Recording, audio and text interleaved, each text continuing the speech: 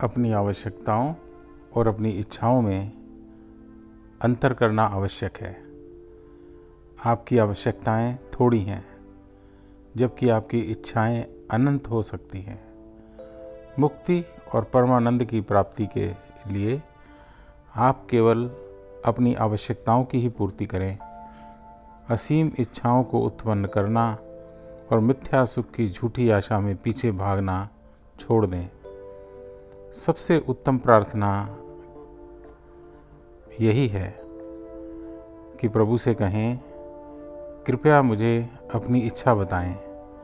ऐसा मत कहें मुझे यह चाहिए या मुझे वह चाहिए, परंतु विश्वास रखें वे जानते हैं कि आपको क्या चाहिए।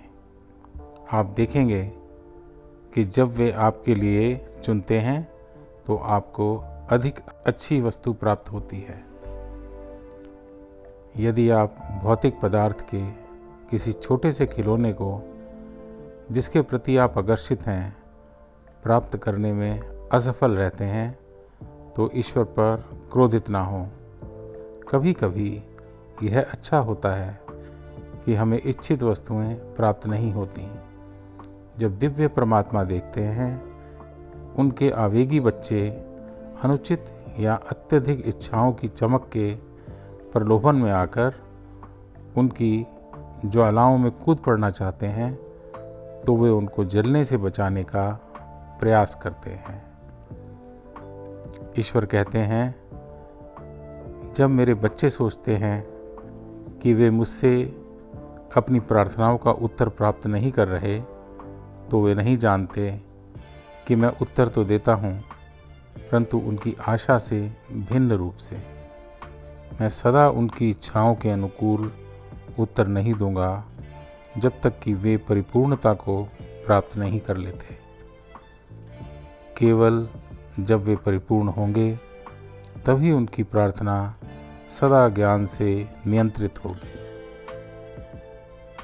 प्रभु से यह कहना कि हमें किसी वस्तु की आवश्यकता है अनुचित नहीं है, परंतु यह और भी अधिक दृढ़ विश्वास को दर्शाता है। यदि हम मात्र इतना ही कहें, हे परमपिता, मैं जानता हूँ कि आपको मेरी प्रत्येक आवश्यकता का पूर्व ज्ञान है, अपनी इच्छा अनुसार आप मेरा निर्वाह करें।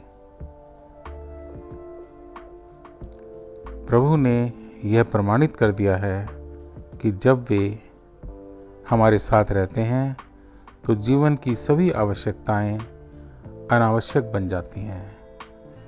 उस ईश्वरीय चेतना में आप एक सामान्य व्यक्ति की तुलना में हर प्रकार से अधिक स्वस्थ, अधिक आनंदित और अधिक उदार बन कर उभरते हैं। तुच्छ वस्तुओं को मत खोजो, वे आपको ईश्वर से विमुख कर देंगी। अभी से अपना प्रयोग आरंभ करो, जीवन को सादा बनाओ और एक राजा की तरह रहो। धनवान व्यक्ति हमेशा राजा नहीं होते। जिसकी इच्छाएं जितनी छोटी होती हैं, उसका कद उतना बड़ा होता है और वो उतना ही बड़ा मनुष्य कहलाता है। आप अपने जीवन के क्षणों के खुद स्वामी हैं। मान लें कि आप स्वयं से कहते हैं कि अब आज मैं ध्यान करने के लिए समय निकालूंगा, तो इसे करें। कम से कम कुछ क्षणों तक ध्यान में बैठें। अगले दिन थोड़ा अधिक समय और बैठने का संकल्प करें और उससे अगले दिन, और बाधाओं के होते हुए भी थोड़ा और प्रयास करें। जब तक आप अपनी चेतना में ईश्वर के पूर्ण महत्व का अनुभव नहीं करते, तब तक आप ईश्वर तक नहीं पहुंचेंगे। जीवन को अनुमति ना दें कि वह आपको धोखा दे दे। उन अच्छी आदतों को बनाएं जो सच्चा सुख दे। सादा भोजन करें, शारीरिक व्यायाम करें और प्रतिदिन ध्यान करें, चाहे कुछ भी हो। और जहाँ तक अपनी इच्छाओं की बात है, इसमें कुछ बुरा नहीं है कि अपनी छोटी छोटी इच्छाएं भी साथ में पूरी करें, किंतु इच्छाओं का दास ना बने। इच्छाएं होना और इच्छाओं का दास बनने में बहुत अंतर है।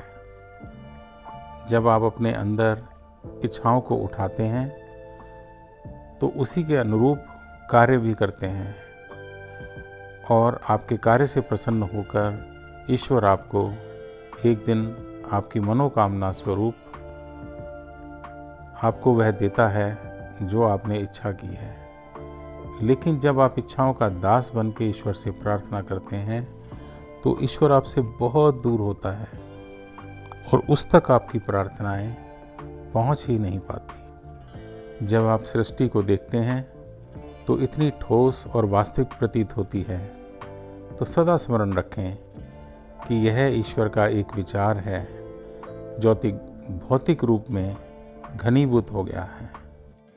आप अपने मन को प्रतिदिन थोड़ा थोड़ा करके इस अनुभूति के अनुसार प्रभावित कर सकते हैं। जब कभी आप सुंदर सूर्यास्त को देखें तो मन में यह चिंतन करें, आकाश पर यह ईश्वर की चित्रकारी है। जब आप मिलने वाले प्रत्येक व्यक्ति के मुख को देखें तो मन में यह सोचें कि यह ईश्वर ही है जो यह रूप बन गए हैं। विचार की इस प्रवृत्ति को सभी अनुभवों में लागू करें। मेरे शरीर में रक्त ईश्वर है, मेरे मन में तर्क ईश्वर है, मेरे हृदय में प्रेम ईश्वर है, प्रत्येक अस्तित्ववान वस्तु ईश्वर है। यही सच्ची प्रार्थना और यही सच्ची आध्यात्मिकता है।